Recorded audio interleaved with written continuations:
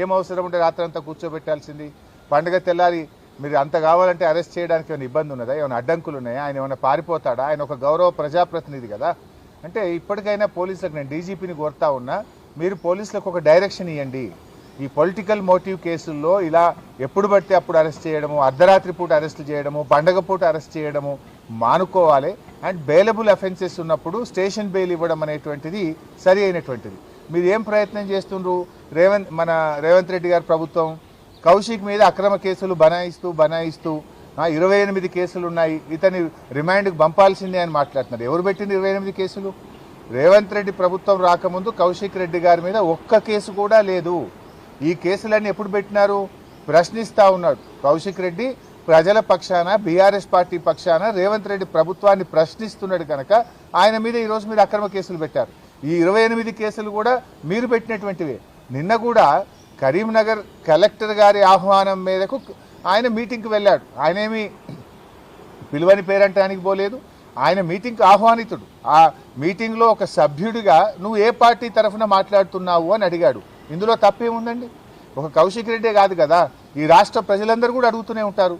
ఈ 10 మంది శాసనసభ్యులు పార్టీ మారిన ప్రతి ఒక్కరిని అడుగుతూనే ఉంటారు.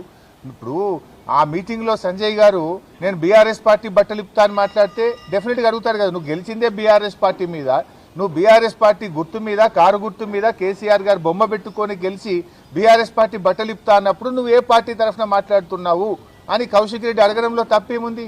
ఇది కౌశిక్ రెడ్డి ఒక్కడే కాదు, రాష్ట్రంలో ప్రజలందరూ అడుగుతూ ఉంటారు. నిజంగా డెఫినెట్గా కౌశిక్ రెడ్డి ప్రశ్నించడంలో తప్పు లేదు. అంత మాత్రాన ప్రశ్నిస్తే 3 కేసులు పెట్టారా? ఒక సంఘటన మీద, ఒక ఇష్యూ మీద 3 డిఫరెంట్ ఫిర్యాదులు ఇచ్చి 3 కేసులు నమోదు చేయడంలోనే మీ ఆతృత కనబడతా ఉంది, మీ యొక్క కక్ష సాధింపు చర్యలు కనబడతా ఉన్నాయి. ఒకే కేసులో 3 ఎఫ్ఐఆర్లు పెట్టి ఆ రాత్రిపూట అరెస్ట్ చేసి రాత్రంతా పోలీస్ స్టేషన్లో పెట్టడంలోనే ఇది కేవలం రేవంత్ రెడ్డి గారి ప్రోద్బలంతో, రాజకీయ ప్రేరేపితంగా, కుట్రతో ఒక్కరోజైనా కౌశిక్ రెడ్డిని జైల్లో పెట్టాలనేటువంటి ఒక పగ, ప్రతీకారంతో జరిగినటువంటి అరెస్టే తప్ప ఇంకోటి కాదు. ఇవాళ న్యాయస్థానాల మీద మాకు నమ్మకం ఉంది. న్యాయస్థానం కౌశిక్ రెడ్డి గారికి ఈరోజు బెయిల్ ఇవ్వడం చాలా సంతోషం. సో ఐ అపీల్ డీజీపీ గారు, ఇటువంటి చర్యలు ఇప్పటికైనా అర్ధరాత్రి పూట, పండగ పూట పోలీసులను కూడా ఇబ్బంది పెడుతున్నారు మీరు. పాపం పోలీసులు కూడా పండగ పూట కూడా వాళ్ళకి టెన్షన్లు పెట్టి పోలీసులను కూడా నిద్ర లేకుండా చేసి పోలీస్ వ్యవస్థను, మీ కింది స్థాయి పోలీస్ అధికారులను, ఉద్యోగులను కూడా మీరు ఇబ్బంది పెడతా ఉన్నారు. అంటే ఇది కేవలం ముఖ్యమంత్రి గారు చెప్పిందనో, ప్రభుత్వ పెద్దలు చెప్పిందనో ఈ రకంగా అరెస్టులు చేయడాన్ని మేము తీవ్రంగా ఖండిస్తూ ఉన్నాం. ఇవాళ ఇంకోటి, సంజయ్ గారు కూడా మరి కౌశిక్ రెడ్డి గారి మీద నెట్టారు కదా, మరి ఎందుకు సంజయ్ గారి మీద కేసు నమోదు చేయరు? సుమోటో ఒక్క కౌశిక్ రెడ్డి గారి మీద ఎందుకు కేసు నమోదు చేస్తున్నారు అంటే స్పష్టంగా మీ పక్షపాత వైఖరి, ధోరణి అనేటువంటిది ఇలా స్పష్టంగా కనబడుతుంది. రేవంత్ రెడ్డి గారి ఏడాది పాలన పగ, ప్రతీకారంతోనే ముడిపడి ఉన్నది. ఇవాళ పోలీసులు చేయాల్సిన పని, రేవంత్ రెడ్డి గారు చేయాల్సిన పని, లా అండ్ ఆర్డర్ను ఈ రాష్ట్రంలో మీరు పని చేయించండి. అసలు పోలీసులు తమ పని తాము చేసుకోకుండా ప్రతిరోజు ఏదో ఒక నాయకుడి మీద, సోషల్ మీడియా యాక్టివిస్టుల మీద కేసులు పెట్టి అసలు లా అండ్ ఆర్డర్ గాలికి వదిలేసినారు. ఏం జరుగుతుంది? రాష్ట్రంలో 23% క్రైమ్ రేట్ పెరిగింది. ఇవాళ హత్యలు పెరిగినాయి, అత్యాచారాలు పెరిగినాయి, కమ్యూనల్ రైట్స్ పెరిగినాయి, రాబరీస్ పెరిగినాయి, చైన్ స్నాచింగ్ పెరిగింది, మహిళల మీద అఘాయిత్యాలు పెరిగినాయి. రాష్ట్రంలో ఏ జిల్లాలో చూసినా 23% లా అండ్ ఆర్డర్ పెరిగి హైదరాబాద్ ఎల్లో జోన్లోకి పోయింది. ఇంకా 4 రోజులు పోతే ఇదే పద్ధతి కొనసాగితే హైదరాబాద్ రెడ్ జోన్లోకి పోతుంది. నేషనల్ క్రైమ్ బ్యూరో ఆఫ్ రికార్డ్స్లో ఎల్లో జోన్లో కనబడుతుంది.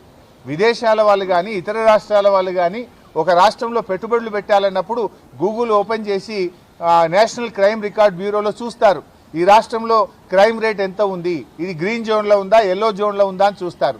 నువ్వు ఎల్లో జోన్లో, రెడ్ జోన్లో ఉంటే ఎవరైనా ఇన్వెస్ట్మెంటర్స్ ఈ హైదరాబాద్కి వస్తారా? ఇదేనా ఈ రాష్ట్రాన్ని పరిపాలించే తీరు? హోంమంత్రిగా ముఖ్యమంత్రి గారే ఉండి ఇవాళ పూర్తిగా తన బాధ్యతల్ని నిర్వర్తించడంలో పూర్తిగా ఫెయిల్ అయిపోయింది ఇవాళ రేవంత్ రెడ్డి గారు. సో ఇప్పటికైనా మానుకోండి, ఈ కక్షపూరిత రాజకీయాలు మానుకొని పరిపాలన మీద దృష్టి పెట్టాలని చెప్పి రేవంత్ రెడ్డి గారికి, వారి ప్రభుత్వానికి హితవు పలుకుతా ఉన్నాం. ఆ స్పీకర్ గారు అసలు చర్యలు తీసుకోవాల్సింది సంజయ్ గారి మీద కదా. ఇవాళ సంజయ్ గారు ఓపెన్గా నిన్న మీటింగ్లో ఏం చెప్పారు? కరీంనగర్లో నేను కాంగ్రెస్ పార్టీ తరఫున పనిచేస్తాను, సభ్యత్వ నమోదు చేస్తాను, కాంగ్రెస్ పార్టీలో నేను సభ్యత్వం తీసుకొని కాంగ్రెస్ పార్టీ కోసం పనిచేస్తా అని ఓపెన్ మీటింగ్లో మంత్రుల ముంగట, ఐఏఎస్ అధికారుల ముంగట, మీడియా ముంగట నేను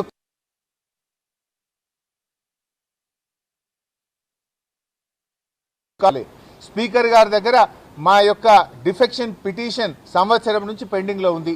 తక్షణమే సంజయ్ని అనర్హుడిగా ప్రకటించాల్సిన బాధ్యత స్పీకర్ గారి మీద ఉంది.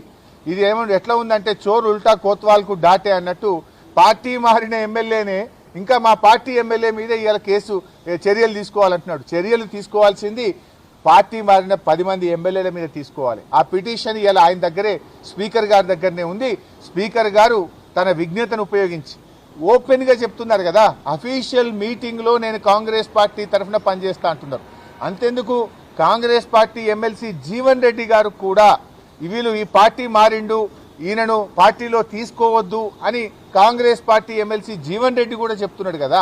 సంజయ్ మీద చర్య తీసుకోవాలి, ఈ సంజయ్ పార్టీ మారిండు, ఇతను ఎట్లా తీసుకుంటారు, ఇతను హత్యా రాజకీయాలకు పాల్పడుతుండు అని కాంగ్రెస్ ఎమ్మెల్సీ జీవన్ రెడ్డి గారు కూడా చెప్తున్నారు. ఇంతకంటే స్పీకర్ గారికి ఆధారం ఏం కావాలి?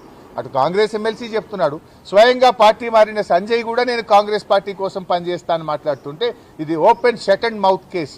స్పీకర్ గారు తక్షణమే వీళ్ళను ఇలా అనర్హత వేటు వేయాలని చెప్పి డిమాండ్ చేస్తున్నాం. ఇన్ఫ్యాక్ట్ బీఆర్ఎస్ పార్టీ కూడా సుప్రీంకోర్టులో కూడా పిటిషన్ వేశాం. హైకోర్టులో అనర్హత పిటిషన్ పెండింగ్లో ఉండడం ఆలస్యంగా అవుతుంది కనుక సుప్రీంకోర్టులో సర్వోన్నత న్యాయస్థానంలో కూడా వేశాం.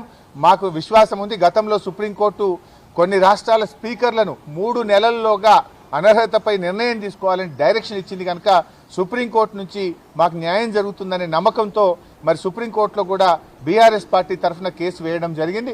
త్వరలోనే సుప్రీంకోర్టు నుంచి కూడా ఆదేశాలు వస్తాయి, న్యాయం నిలబడుతుంది, అనర్హత వేటు వీరి మీద పడుతుందనే నమ్మకం మాకుంది. Thank you. కౌశిక్ రెడ్డి గారు ఏం మాట్లాడారు బ్రదర్? ప్రజల పక్షాన్ని అడిగాడు కదా. నేను బీఆర్ఎస్ పార్టీ బట్టలిప్తా అని డాక్టర్ సంజయ్ గారు మాట్లాడితే నువ్వు గెలిచిందే బీఆర్ఎస్ పార్టీ మీద, నువ్వు గెలిచిందే కారు గుర్తు మీద, నువ్వు గెలిచిందే కేసీఆర్ బొమ్మ పెట్టుకుని నువ్వు ఏ పార్టీ తరఫున మాట్లాడుతున్నావని కౌశిక్ రెడ్డి గారు అడిగారు. దానికి ఆయన సమాధానం చెప్పాలి కదా. ముందు రెచ్చగొట్టింది సంజయ్ గారు, బట్టలిప్పుతా అనే మాట ఆయన ఎట్లా మాట్లాడతాడు? నిజంగా నిజాయితీ ఉంటే నీకు రాజీనామా చేయి, ఎమ్మెల్యేగా రాజీనామా చేసి నువ్వు ఉప ఎన్నికల్లో కాంగ్రెస్ పార్టీ తరఫున గెలిచి అప్పుడు మాట్లాడితే దానికి ఒక శాంటిటీ ఉంటుంది. బీఆర్ఎస్ పార్టీ కారు గుర్తు మీద గెలిచి బీఆర్ఎస్ పార్టీనే మరి బట్టలిప్పుతా అని మాట్లాడినప్పుడు సహజంగానే మరి ఒక కార్యకర్తగా, ఒక బీఆర్ఎస్ పార్టీ ఎమ్మెల్యేగా కౌశిక్ రెడ్డి ఆయనను ప్రశ్నించాడు. దాంట్లో తప్పేముందండి?